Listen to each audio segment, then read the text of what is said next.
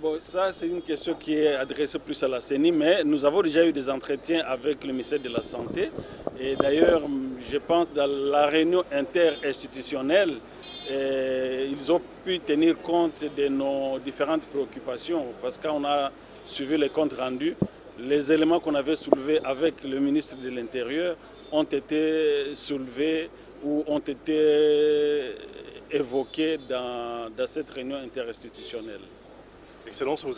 Comme ça a été annoncé qu'on allait coûte que coûte organiser les élections de Beni territoire, Beni ville, Butembo ville et Yumbi au mois de mars, la CENI a entrepris depuis la semaine passée des contacts avec le ministère de la Santé qui gère les problèmes sanitaires d'Ebola.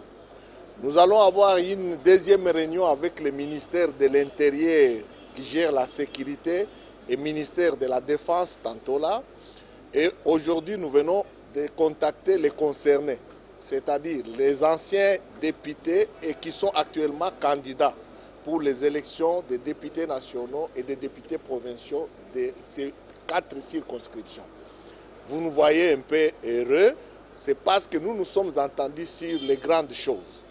La première, les élections auront lieu, qu'il pleuve ou qu'il neige, le 31 mars, qui est un dimanche 2019. Dans 2-3 jours, une équipe de haut niveau descend sur le terrain pour le réglage des petits problèmes techniques et opérationnels parce qu'on doit reprendre la formation, on doit voir si oui ou non on peut bouger quelques bureaux en tenant compte de la réalité des terrains. Troisième chose est qu'au retour de cette équipe de haut niveau, le calendrier de ces élections sera publié. Nous verrons là-dedans le temps de campagne qui sera comme un complément parce que ça a été déjà fait.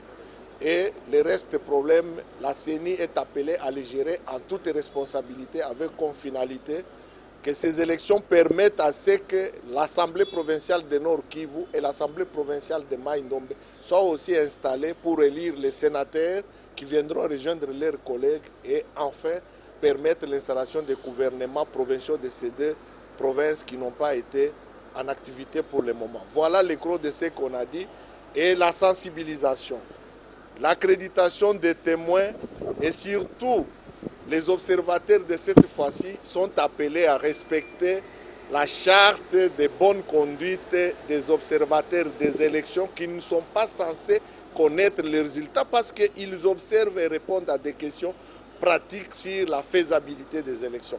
Voilà tout ce qu'on peut retenir de cette rencontre heureuse avec la notabilité, les candidats du Grand Nord, comme on les appelle. Merci. Kin Live, magazine proche du Kinois. Kin Live, la vie à Kin.